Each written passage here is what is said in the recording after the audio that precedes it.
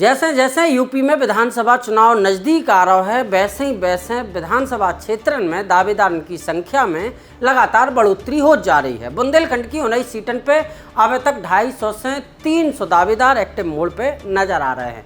झांसी सदर सीट से करीब 17 से 18 दावेदार अलग अलग राजनीतिक दलन से दम भर रहे हैं। इनमें से 1/4 से भी ज़्यादा समाजवादी पार्टी से टिकट मांग रहे हैं। गरौठा हो चाहे बबीना हो, मऊरानीपुर हो चाहे माधवगढ़ या फिर ललितपुर, इन सीटों की भी कछु ऐसी स्थिति है। अधिकतर सीटों पर भारतीय जनता पार्टी और सपा के दावेदारों की संख्या अन्य दलन के दावेदारों से ज़्यादा है। अपनी दावेदारी मजबूत करने के लाने दावेदार एड़ी चोटी को जोर लगा रहे हैं। दावेदार जमीन से लेकर लखनऊ दिल्ली तक उठक बैठक भी कर रहे हैं। संग कई दावेदारों ने तो अपने सिफारसी घोड़ा दौड़ावा भी शुरू कर दिए हैं। लेकिन समाजवादी पार्टी ने सिफारसी घोड़न और लखनऊ और दिल्ली की दौड़ करने वाले दावेदारों को दरकिनार करते हुए नई रणनीति पर काम करवो शुरू कर दो है। और यही रणनीति के तहत उत्तर प्रदेश में समाजवादी पार्टी ने 2027 के विधानसभा चुनाव से पहले ही संभावित दावेदारों को लेकर अलग अलग सर्विस शुरू करा दो। टिकट के दावेदार जमीन पर कितने मजबूत हैं, इसकी सटीक जानकारी के लाने समाजवादी पार्टी 4 लेयर में काम कर रही है। समाजवादी पार्टी एक तरफ तो प्राइवेट एजेंसी को विधानसभाओं में दौड़ा रही है, तो दूसरी तरफ अपनी दूसरी टीम यानी कि स्थानीय नेताओं से लगातार फीडबैक भी ले रही है।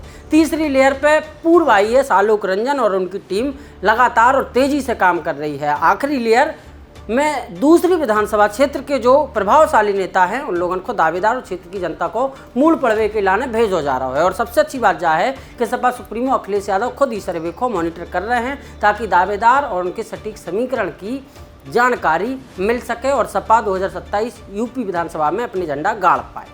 इन तमाम लेयरन में दावेदार के सिलेक्शन को लेकर कछु नियम भी तय माने जा रहे हैं, जैसे दावेदार जिताऊ है कि नहीं है, दावेदार वो विधानसभा के जातिगत समीकरण में कितनों फिट बैठ रहा है या फिर नहीं बैठ रहा है, दावेदार को तक के स्थानीय लोग पसंद कर भी रहे हैं या नहीं कर रहे हैं, दावेदार को बैकग्राउंड का है, गैर आपराधिक होनी चाहिए, उसकी छवि बेदाग होनी चाहिए। सर्वे में जो भी खोजा जा रहा है कि वो दावेदार के वो विधानसभा सीट से चुनावी मैदान में आवे से अगल बगल की सीटों पर का फर्क पड़े। अगर ई खांचे में दावेदार बैठ रहा है तो समाजवादी पार्टी से टिकट मिलबो लगभग तय माना जा सकत, लेकिन अबे भी फाइनल नहीं।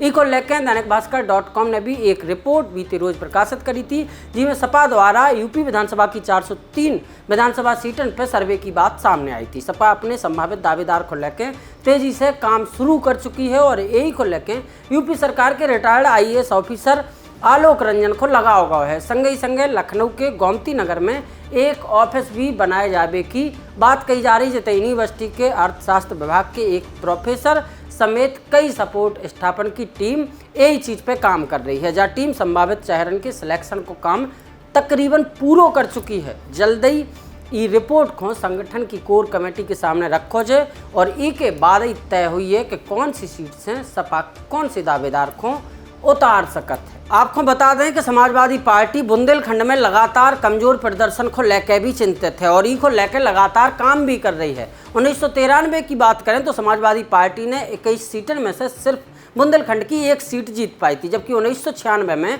सपा 1 से बढ़कर 3 सीटों तक पहुंच गई थी। 2002 और 2007 में भी समाजवादी पार्टी को जो स्कोर बढ़ के 4 पे पहुंचो, लेकिन जैसे ही 2012 आओ तो समाजवादी पार्टी ने 19 में से 5 सीटें जीत ली, लेकिन जो स्कोर भी समाजवादी पार्टी को बसपा के स्कोर से कम है, तो बसपा 2012 में भी समाजवादी पार्टी से आगे हती।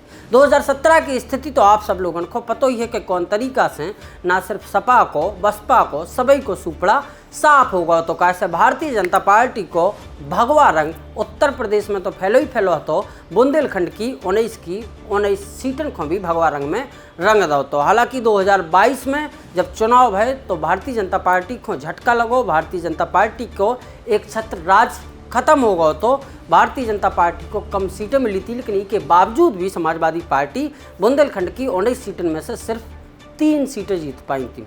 और यही के अर्के करके भारतीय जनता पार्टी को जो सहयोगी गठबंधन दल है अपना दल एस ने भी बुंदेलखंड से 2 सीटें जीत ली थी, एक झांसी की मऊरानीपुर और एक चित्रकूट की मानिकपुर।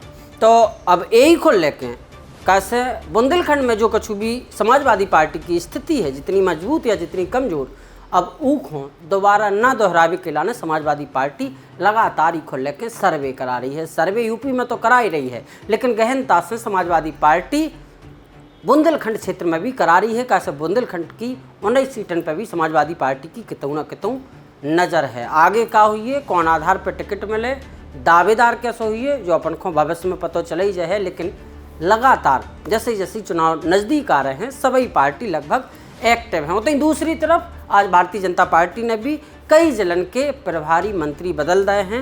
झांसी के भी प्रभारी मंत्री बदले गए हैं, बांदा के भी प्रभारी मंत्री बदले गए हैं और चित्रकूट के भी प्रभारी मंत्री बदल गए हैं। तो कितों न कितों यूपी विधानसभा चुनाव के पहले हर राजनीतिक दल अपनी कितों न कितों गोटे फिट बैठावे को प्रयास अभी से शुरू करता है। कैसे चुनाव को ज़्यादा वक्त नहीं है, कही जा रही है केवल 9 महीना को समय है और 9 महीना को समय कब निकल जाए इको पता नहीं चले। इसे दावेदार से लेकर राजनीतिक दल लगातार एक्टिव हो चले हैं। हमने सोची आप लोगों तक भी फुटकर कुछ जानकारी चुनाव से रिलेटेड पहुंचाते रहें, ताकि आप लोग भी जुड़े रहो और आप लोग भी राजनीतिक दल और दावेदारों के संगे कदम से कदम मिला पाओ। देखने सुनने के लिए बहुत बहुत धन्यवाद।